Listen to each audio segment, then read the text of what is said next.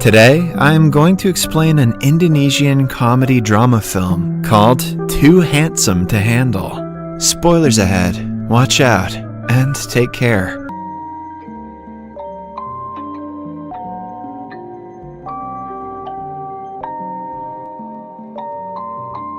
The Moss family has been good-looking for several generations. They are admired by many because of their beauty, which in turn makes them a lot of money. The eldest son, Okis, is an internet influencer. He has millions of followers because of his looks, and is also considered a love guru who helps men impress their crushes. The father, Pakar, used to be a heartbreaker who dated more than 1,200 girls before meeting their mother. Meanwhile, the mother can also be considered handsome because of her masculine features and an obvious mustache. Lastly, the protagonist, Kulin, is the youngest son and the most attractive of them all. The family has gotten used to their life as people with good looks, except for Kulin, who struggles to live normally because of his handsomeness. He often wishes he was only mildly attractive. That way, he could go out without being chased by a crowd of women every time. Girls go crazy, pass out, pull their hair, and often get nosebleeds on getting a look at his attractive face. Poor Kulin. As a result, he has never had a genuine interaction with a girl. He avoids going out in public as much as possible and has been homeschooled until now. Kulin has no friends he can talk to other than his pet fish. He often plays cards with it and talks to it out loud. His family watches him through a camera in worry. They want him to have a normal teenage life and try their best to help him. Okis frequently shows him pictures of girls, trying to hook him up with someone. However, Kulin says that his type in girls is someone who doesn't like him. He wants to be seen for his personality and interest, not his face. Perhaps Kulin wants to date his fish. When nothing works out to motivate Kulin to go out, the family takes it a step further. They plan to fake financial problems and guilt him into going to school.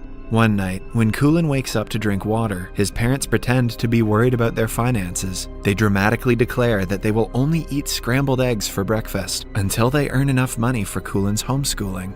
He feels awful to be causing his parents so much trouble. The next morning, he declares that he will be going to school for the upcoming semester. The family is overjoyed until he mentions that he will only go to an all-boys school. Although they would have preferred him to be able to talk to girls, they are happy to take one step at a time. A few days later is Kulin's first day at an actual school. Okis drops him off on his bike, but Kulin doesn't take his helmet off. He plans to wear it the entire day to hide the fact that he is handsome. However, the plan backfires when the helmet grabs more attention than he intended it to. Kulin quietly sits down in the last seat, but is called out by the class bully, Sidi, and his minions. When the teacher enters the classroom, she too is surprised to see a guy with a helmet. She urges him to take it off right that instant. Although reluctant, Kulin has no way but to oblige. He slowly takes the helmet off in a dramatic way, revealing his face. That plan backfired hard. In the following scene, the teacher is being loaded into an ambulance. It turns out that she started to nosebleed and hyperventilate because of Kulin's beauty. The other kids complain to the principal that the new student is too handsome to handle. Kulin runs through the hallway to go back home, but is tripped by one of the bullies. They bring him to the school's storeroom and introduce themselves like they are Power Rangers. They are called the Tiga Tak, a group of 3 bullies led by Sidi, the principal's son. After the over-the-top introduction, they reveal that they need Kulin's help to ask a girl out for prom. The group has been in the senior year of school for the past 3 years. They refuse to graduate until Sidi goes to the prom with the most beautiful girl of the BBM school, Amanda. However, she only accepts requests from handsome men, so the group wants Kulin to deliver the promposal. They assign an innocent guy, Kibo, to help Kulin and lead the way. Kibo has also been a victim of their pranks in the past and is obliged to do whatever the bullies say. Afterward, Kulin goes to the principal's office with Kibo to make an official complaint about bullying in school. Kibo knows what the outcome will be, but he still accompanies Kulin. The principal is troubled by his son refusing to graduate. Since Kulin's beauty gives him a chance to take Amanda to the prom, the principal wants them to do whatever the bullies say. That evening, Kulin and Kibo decide to complete the task the next day and get rid of the responsibility. Kibo is the first person who has shown kindness to Kulin, unrelated to his beauty. Although the day didn't go as planned, he is happy to have gained a friend.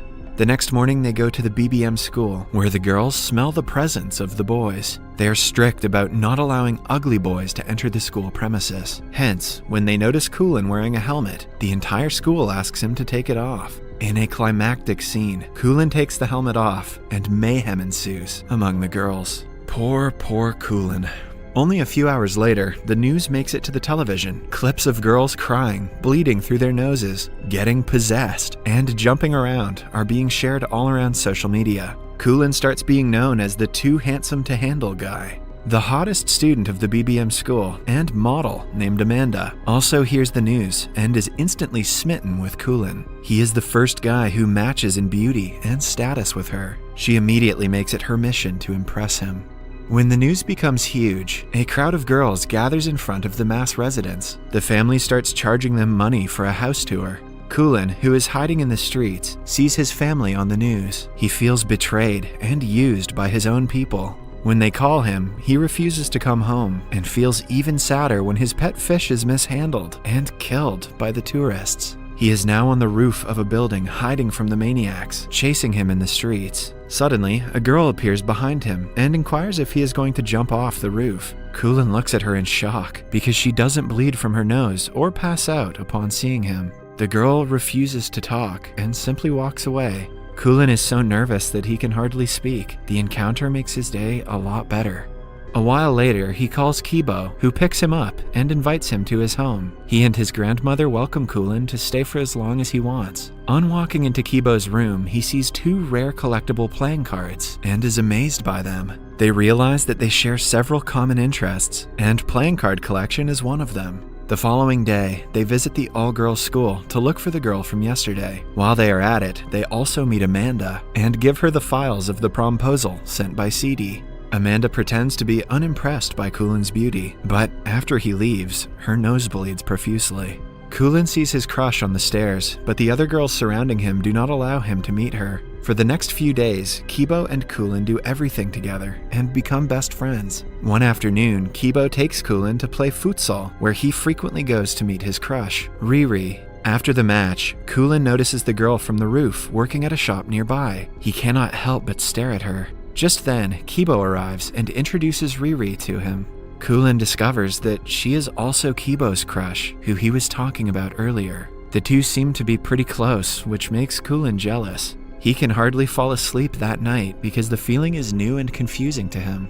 Then, he remembers Okus is a love guru and fixes a meeting with him. When they meet the following morning, Okus breaks down crying tears of happiness. He has been waiting for this day to give his brother advice on girls. Kulin has forgiven his family for selling him out to his fans, because if that had not happened, he would never have met Riri. The brothers then go shopping for groceries, while Okus lists out the points of things Kulin should do to impress his crush. As Kulin follows Okus's suggestions, he registers he is far from knowing Riri like Kibo knows her, but he still doesn't want to give up on his first love. One afternoon, Amanda comes to the boys' school and hands Kulin an invitation for her birthday. Alongside it, she also gives him a phone as a gift. Later that day, Kibo, Kulin, and Riri go to karaoke. Eventually, Riri and Kulin get to sing together. While Kulin is excited to duet with her, Riri only focuses on Kibo. He soon registers that she also likes Kibo back. The revelation makes his heart crumple in jealousy. So, when Kibo is not around, he bluntly asks her if she has a crush on him. Initially, Riri denies it, but when Kulin lies about Kibo being in love with Amanda, her face drops. Her expression is enough to confirm his suspicions. After returning home, Kulin calls Amanda and asks her for a favor. She happily agrees to do anything he says. The next day, several people gather at the venue to celebrate her birthday. When Kulin and Kibo arrive, Amanda welcomes them. Strangely enough, she seems to be more interested in Kibo than in Kulin. She even pulls him aside to talk to him in private. At the same time, Riri arrives at the party and sees Amanda kissing Kibo. Heartbroken, she runs outside. Taking advantage of her vulnerability, Kulin confesses his feelings for her. Riri thanks him, but claims that she never saw him as someone more than a friend. Even after conspiring against his only best friend, Kulin gets nothing in return. The group of bullies also see Amanda kissing Kibo and are enraged with jealousy and anger. They beat Kibo up for it while Kulin watches from nearby, too scared to interfere. Later, he brings Kibo home and dresses his wounds alongside his grandmother. Only after seeing him moan in pain does Kulin realize that he has made a huge mistake. The next day, Kibo gives him a legendary card from his card collection that Kulin had been wanting for a long time. Guilt-ridden, Kulin confesses to everything wrong he has done until now. Kibo is shocked and hurt by the betrayal. He claims that he would have left Riri if he knew Kulin liked her too. The words do nothing but hurt Kulin even more. At last, Kibo orders him to get out of the house immediately. Knowing that he is in the wrong, Kulin simply leaves. He finally returns home after a month. His family is overjoyed, but the same cannot be said for Kulin. He locks himself in his room and doesn't talk to anyone. But most of all, he misses his best friend.